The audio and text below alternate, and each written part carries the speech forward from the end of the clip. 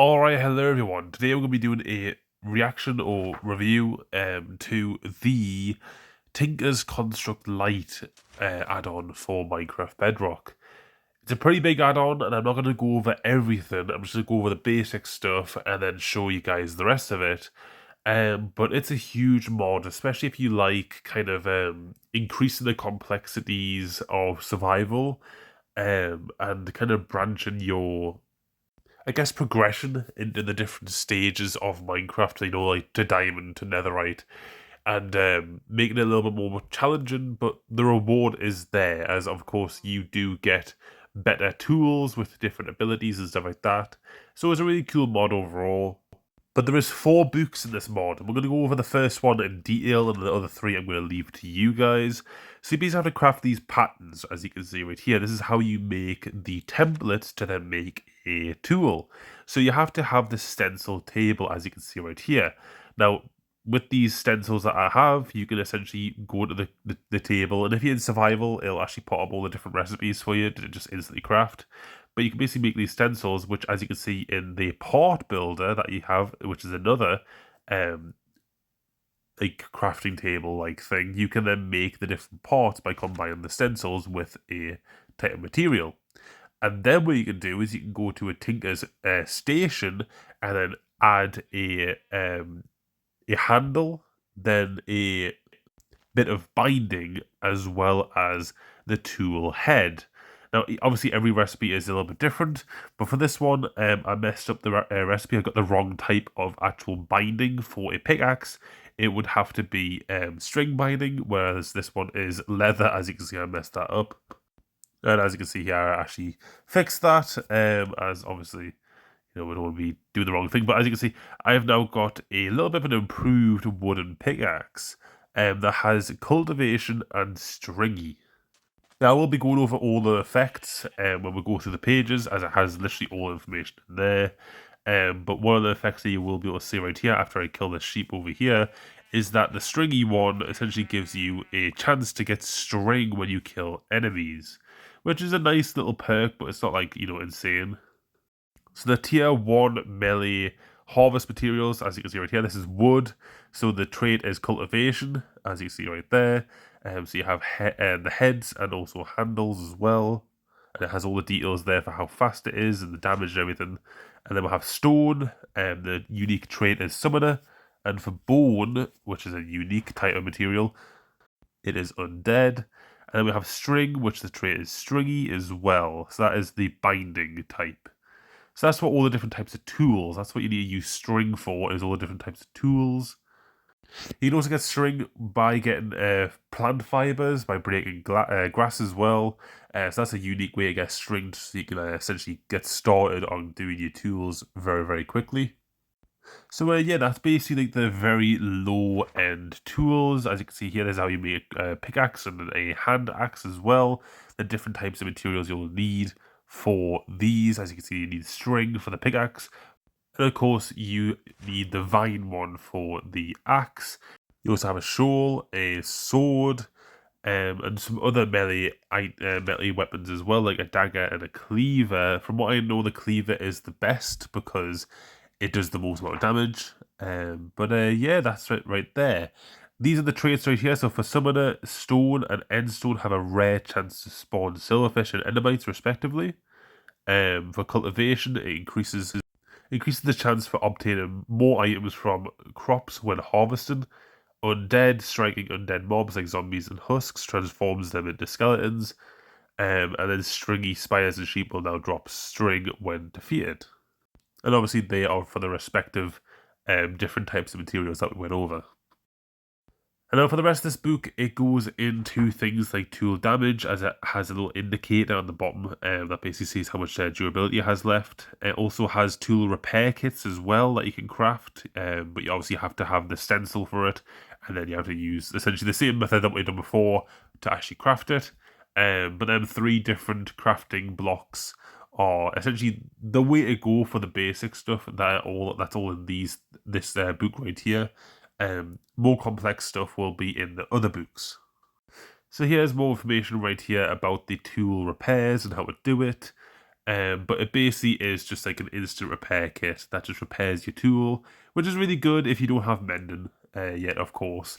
And then we have more stuff right here on how to make the next book as well. And so yeah, let's go over the other ones. This is puny smelting light. So this is basically going into grout and making grout into new types of blocks. As you can see right here, we have seared cobblestone and stuff like that. And this is basically how we are going to create a smelter of some sort, which is going into more complex materials. As you can see here, you're making the melter, which essentially melts ores into a liquid, which can then be used to make more templates. So you basically craft this machine right here, and then you use these buckets, or the copper cans that you can see here as well, to then get the liquid when it is melted from it, to then craft it into the actual metals. And it's using something called a casting table. And as you can see by this diagram, you basically have a sand cast that you have to craft, and you have to basically dump the liquid from the bucket into the sand cast on the table, and it makes the actual thing. You can also make gold variants as well. And what this basically does is it's the same as the sand one, except the sand one is used after every single use. The gold one is not. So you essentially have infinite uses. You also have a casting base as well. And then this is the different materials here. So iron, you have magnetic, and obviously increased stats and everything for the head and the handle and everything like that. Then we also have gold, which is speed for the trait, and then diamond, the trait is also named diamond as well. So for magnetic, it creates a magnetic field that attracts materials. For speed, it channels a rush of energy, granting heightened speed when wielding. And diamond infuses your tools and weapons with enhanced durability, making them resistant to wear and tear. Now we're on to Mighty Smelting right now, which is the 3rd out of 4 books. So these are using Tinkerer's Anvils right now. This is when we start getting into the higher kind of echelon of tools, which is just Netherite. There will be obviously more minerals added in the future. There is obviously a paid version of this mod, which just have more minerals than that. But Netherite is the other one here. But basically, you need to make a smithing table to obviously make it. So the Tinkerer's Anvil also allows you to craft them cleavers that we want about, which are the best weapons as well in the game. And then as you see right here, this is tier 4 material. As you can see right here, this has guarding for Netherite. You stand your ground, this trait absorbs the force of blows, keeping you steady in combat, which is pretty unique as well. So it has all the stats there for the head and the handle as well. And that's it. You obviously have this smithing table that has not been changed from, vanilla Minecraft, but it just, as you can see, it adds a few additional steps, and them additional steps, if you can go through the costly actions in order to do them, you're actually rewarded because your tools will have additional traits and also better stats as well. Now, I'm also just very quickly skimming through this 4th book, because this is a lot of additional stuff that this mod also adds, which is a lot of very weird additional kind of TNT and slime trees and stuff like that. You can obviously read through if you want. I'm going to just show you guys what these actually are in case you are curious. So we first will have the shuriken. So we have a quartz shuriken right here, which is just basically a throwable that you can use to damage enemies. And there's a quartz one as well as a flint one as well. The quartz one is slightly better, but the flint one is also pretty good as well. We then have a glow ball, which basically just emits a little bit of light in an area. As you can see right here, it's a very, very dull kind of light ball thing on the ground.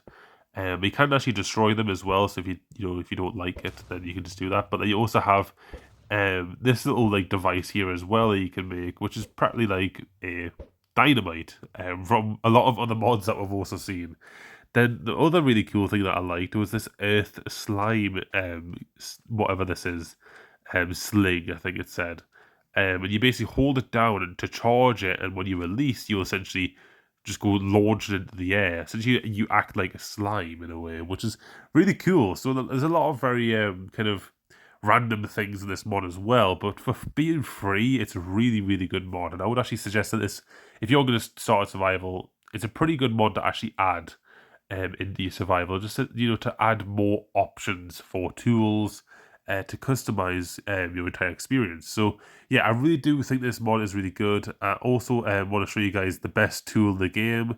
I was looking at all these swords and I was kind of getting a bit confused, but the best tool in the game is the cleavers, and that's obviously because you need to use the anvils in order to do it, and it's quite material costly. But as you can see, there's an 18 attack damage netherite cleaver right here, which is insane. It can one-shot, practically everything in the game. And that's the thing though as well, is that, you could go for the netherite, handle with the netherite grip and everything like that to make the best attack damage for your sword, or you could go and combine different things, like like a diamond handle and a netherite actual cleaver, and that'll essentially make it so that you have a little bit less attack damage, but you get more traits that go along with it. And so you really have to think about what tools you want what traits for, so you can essentially get the most out of the actual tools as well. So there's a really a lot to think about with this mod, and I really do think you guys should actually try it out. There is a free version, of course, in the marketplace right now. And yeah, hopefully you guys did enjoy this video, and hopefully it was helpful. And yeah, I really do support this mod, and hopefully get some good updates in the future. But yeah, I'll see you guys in the next video. Bye for now.